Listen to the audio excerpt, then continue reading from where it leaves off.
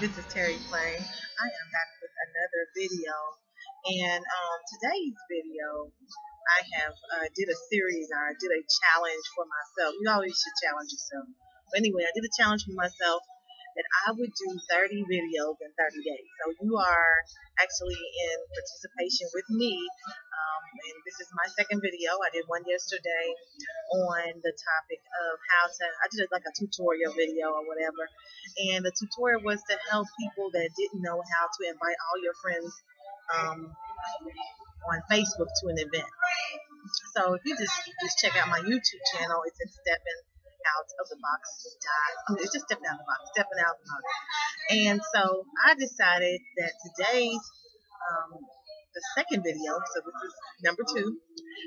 That video would be about the Empower Network, and I would just kind of tell a little introduction about why I joined the Empower Network and what it means to me. So here I am. I decided to bring you all along to my hangout. So I think I did a video here before, and so we are at Krispy Kreme again. I'm utilizing their internet, and so I'm gonna do my video, and you'll be here with me on video number two. So I guess I'll start about telling the story about how I moved to Atlanta, and if some of you have been following me, you probably know the story, but if some have not, so I moved here to Atlanta on in August of '08, and when I moved to Atlanta, I came as a nurse, and really the Lord had told me that I want you to pursue your passion and your purpose to be a motivational speaker. And well, me being the person that I am, I kind of thought I would do it my way. And so what I did was I decided to work my job and really only focus on my job of being a nurse, even though it's not my purpose to be a nurse, even though I hated being a nurse, but I wanted to make money and make sure I was, secure. That was what I wanted to do. But even though the Lord had told me to go ahead and come to Atlanta and start doing motivational speaking. And so, needless to say, I came to Atlanta, and I came on faith because as soon as I got, right before I moved to Atlanta, my car had gotten stolen. And when my car got stolen, I ended up having to get a brand spanking new car. And I moved to Atlanta in August of '08. And not too long after I got a job. I actually came with no job, and I got a job right after I got there. With 2 days after I got the job, I got fired. A lady, a Caucasian lady, I guess she was kind of racist. It was more of a white facility, and virtually so some kind of tell on me. I couldn't even tell you what she told. But needless to say, they believed her and they fired me because I actually can't even remember. So when I asked them what was the reason that I got fired, they was like, "Oh, we don't have to tell you." So I never knew what I did, but I knew it was because of the lady, and that's okay. So I got another job, and needless to say, when I moved to Atlanta, I had asked God for faith times 10. I asked God to give me faith, and my friend were like, "Are you sure you want to, do that? I mean, that's a big request." And I still wanted that faith. I had been listening to Joel Osteen, and I kind of like Joel Osteen, and he had to me such tremendous faith. I mean, his faith was like off the chain to me. And so I thought, wow, if I ever want faith, like that, or similar to that, I need to increase because I don't have faith like that right now. And so you have to be bold with God, and I took a bold prayer, even though I didn't know how it was going to turn out. I said, God, I want faith times 10. Well, needless to say, yes, I did. It was a rough moment after that. That's when I started losing all kinds of jobs. I lost almost 10 jobs. And then after I lost those jobs, I realized, I would be praying on the way to work. I would be saying, "Lord, what is going on? I don't know why I'm going through this. Help me." And I would lose a job again. I was like, what is going on? And so, needless to say, I started realizing that God, I was not walking in my purpose. I didn't do any motivational speaking, any helping people to be the person that God would have. None of the stuff that I was supposed to be doing. I hadn't done any of that. And so I started realizing that I am not walking in my purpose. And my true purpose, not only is it motivational speaking, I am an entrepreneur. I cannot work for somebody. I am the type of person that really, I'm my own person. I'm my own boss. I have to be the one in control. I don't like to click a clock and stay there 8 hours. I mean, really, it wasn't who I was supposed to be. It doesn't fit my personality. But sometimes when we live in this world that is a jobs world, we think that we're wrong and we don't fit in. And I really kind of felt like I was wrong, like because the world teaches you to go get a job and to click and work 40 hours. And I try to hang with that for a little while. And so after a while, I started realizing that I was not walking in my purpose and I was not doing what God had me to do. And because of that, God was not letting me progress. So I started doing the motivational speaking. I started doing have a book out called From Fab to Fierce. It's on Amazon. Check it out. And I became known on YouTube, and I started, I just kind of got out there doing what I knew God would have me do. But in the meantime, I started hitting rock bottom. I mean, I asked for that faith, and I'm telling you, I lost everything. I came to Atlanta with a car, brand spanking new truck. I lost it. I lost my place. I was living in Buckhead. And eventually, I was actually living in an abandoned building on the floor with no money. I mean, it was a rough moment. And I thought because I was doing what God had me to do, that everything was going to run smooth. And really, it did not. It was nothing to that effect.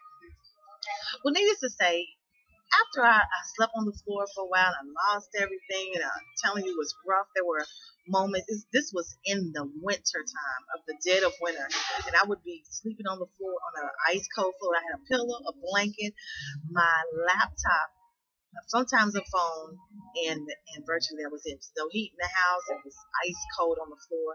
But I would go to places like this. I mean, this is actually what I did. I would go to places like Starbucks and McDonald's and utilize their Wi-Fi and just try to build my business any way I can. And you know what? Eventually, it started to pick up.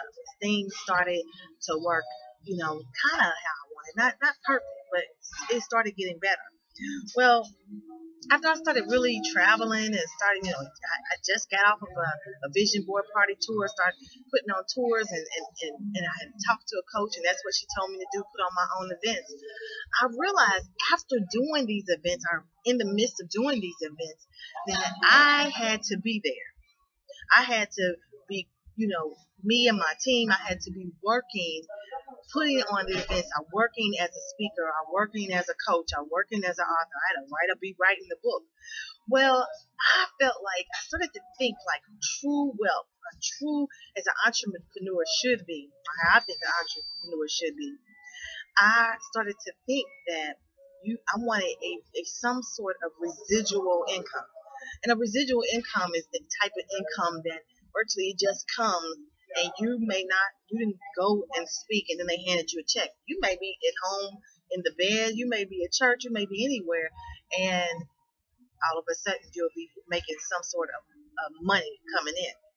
And so I got one of the ladies, one of my sponsor actually from the Power Network, was posting on, she had been posting, I would say, probably for about Power Network for about 3 or 4 months. And so I've been seeing her, but I was like, no, I'm not getting any, I'm doing my purpose, what I'm supposed to do. And the more I continued to watch the Empower Network, I started to realize that this would fit my personality. This would be an additional income. So you should always have some multiple streams of income. But for me, I wanted it to fit my personality or who I was. So let me just give you the steps, or the reason, 3 steps, 3 reasons why I joined the Power Network. So you heard my story. And so the first reason, what I saw is that, one, it was residual income. So I already gave you number 1. So the second step, or second reason, was this Empower Network was is a marketing system full of marketing products. And one was a blog, a high-ranking blog that where it virtually helps you put your business on the first and second pages of Google Easy. And I thought, well, wow, you can kind of get out there and meet a whole different audience if you are on this high-ranking blog. And how much bigger in business can I become if I learn marketing? Bam. It was a no-brainer. I knew that, well, I'm not going to say I knew then, but I knew that it was making me draw to the Empower Network because I'm in business. I need to learn to market. I need the products. I want to know what the big dog was. I mean, I looked up and I saw people making thousands of dollars. They were getting checks for $200,000 and $300,000 teaching marketing. I was like, wow, well, who doesn't need to know marketing? Every business needs to know that. This could fit anybody. Well, the third reason was, so these people were making all these big checks. My sponsor, she lost a $1,500 um, income. She lost it. So it wasn't like, sometimes you are kind of skeptical about things and you see that, they'll show all these big wigs and these people that are making all this money, and you thinking, well, I want to know what you made. And so I'm not saying I was skeptical because I really wasn't, but what I was is when I saw her lose the $1,500, I was like, oh man, she lost $1,500. If she had been in the position if she had been in the right position and the right doing what she should have done via the Empower Network, she would have just gained a $1,500 commission. And I was like, wow, she would have made that in one day. So that was exciting to me. So what I noticed is she was the type of person that was in other programs, and all of a sudden she started focusing in on the Power Network.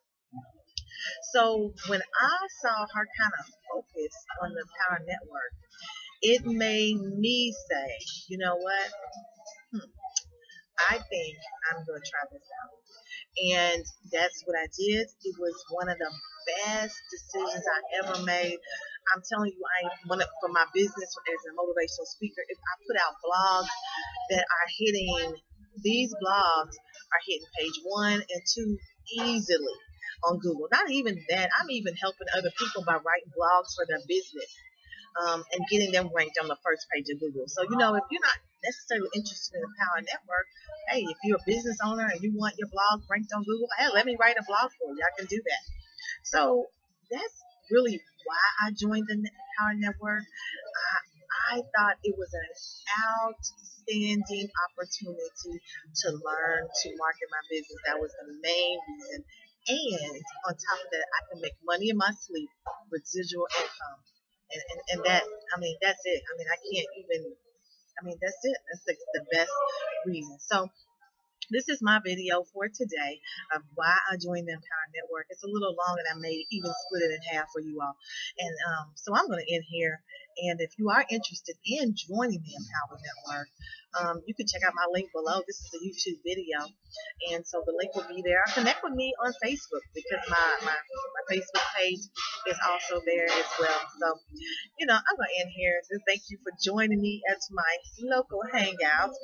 And this has been a word from Terry Clay, and it's my purpose to change the world with positive words. I'm out.